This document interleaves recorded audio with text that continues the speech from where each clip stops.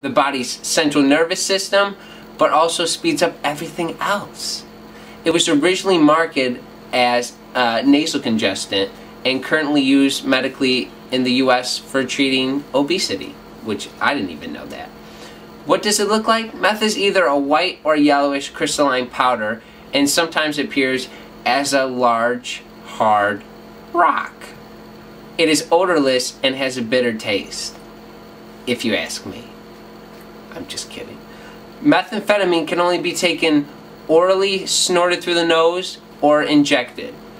I wouldn't advise smoking it because I've seen videos of that and it just doesn't go down right. Who uses it? The most common users of methamphetamine used to be an adult male with a lower than average income. However, this has changed now that users can be from all economic statuses, like I said.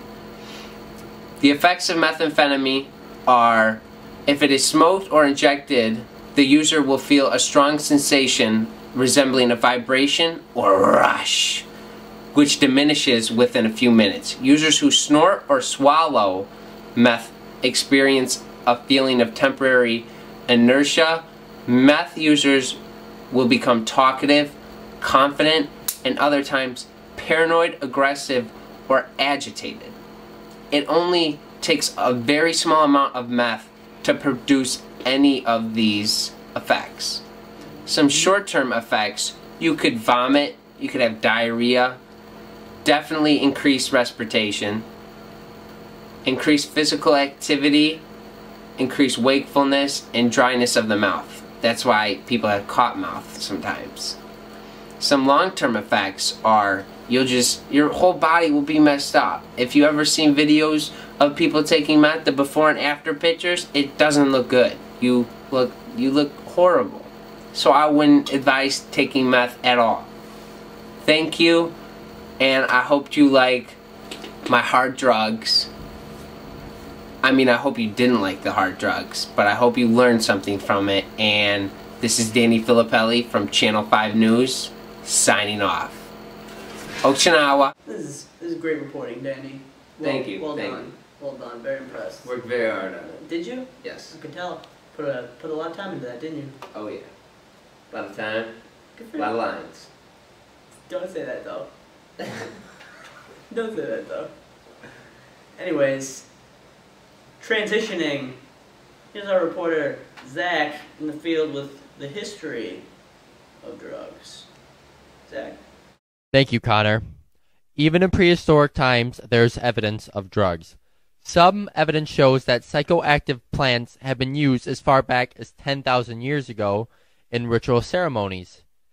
Some, like David Lewis Williams of the University of Witwatersrand in Johannesburg of South Africa, even suggest that cave paintings of Paleolithic Upper Europeans were products of shaman in drugged or self-induced trances.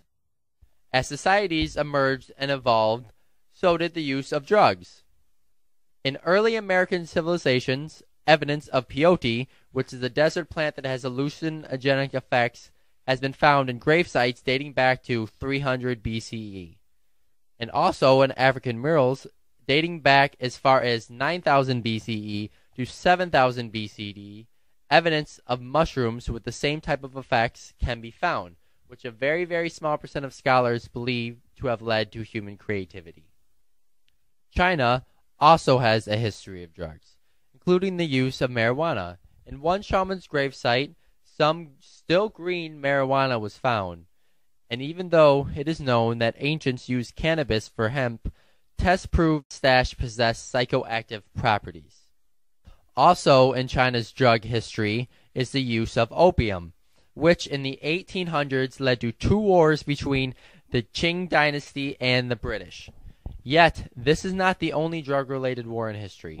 America declared war on drugs over 40 years ago during Nixon's administration.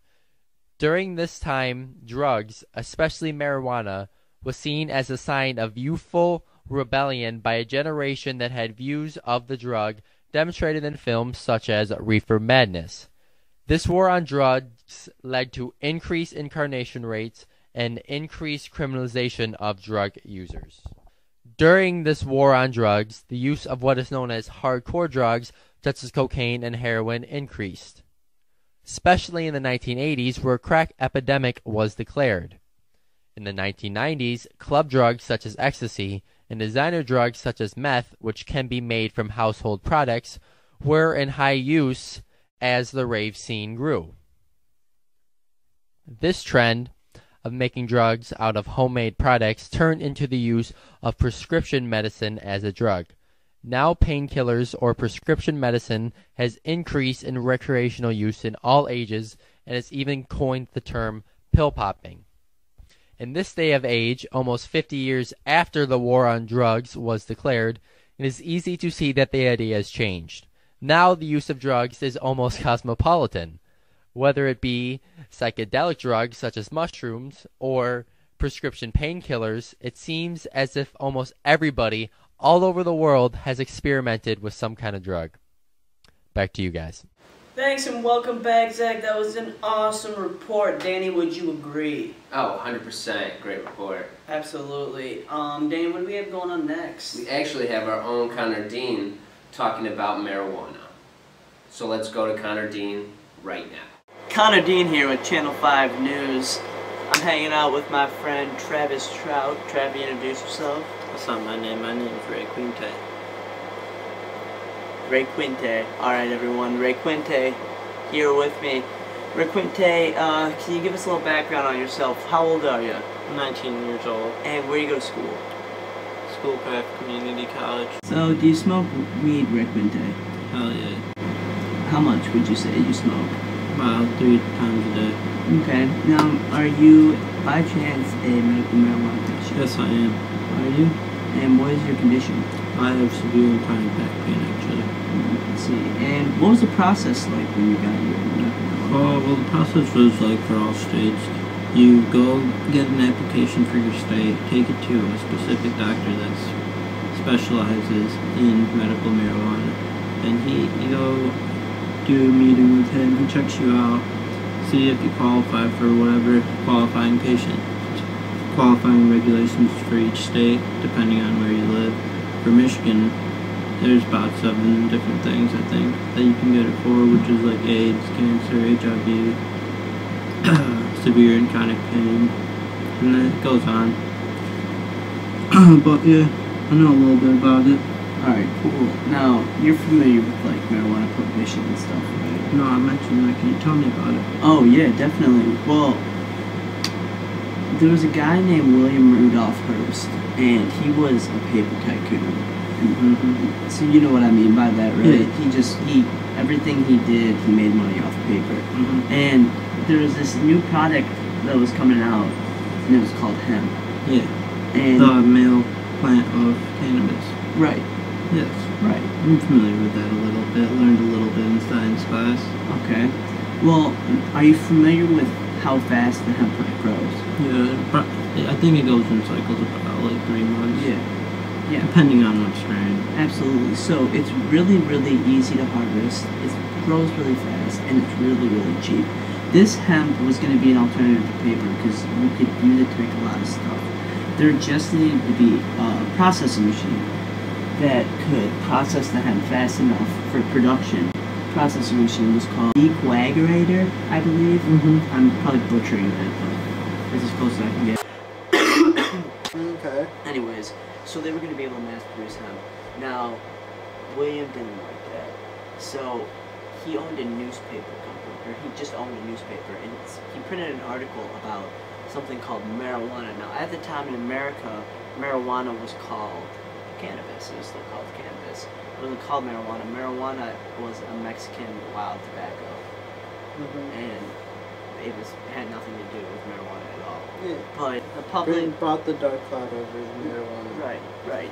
And the public ate it up, so they really, really believed it. And all that being said, Congress passes a law that says cannabis is a Schedule I drug and it's not illegal. So they took something that grows in the ground and made it illegal, which is kind of weird. He gets all this stuff shut down, And then a movie called Reefer Madness comes out, and that just ups the propaganda even more and just freaks people Makes the out. people look like crackheads. Right, and it says it like freaks teenagers out and makes them want to have sex and stuff. And then after Reefer Madness, there was the counterculture movement with hippies.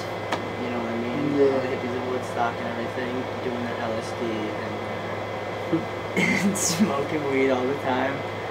That would have been funny. But yeah, so like through the 60s, 70s, and 80s, drug culture, especially like in the 80s, it was more like cocaine and stuff. I feel like 90s was. yeah, 90s was cocaine too. I feel like they were all. Yeah. No, 90s was like crack. It was good talking to you, man. Thank you, Connor. That was a wonderful report. That's gonna be it for our drug special. I'm Connor Dean. And I'm Danny Filippelli. And it's been nice knowing ya. Or has it?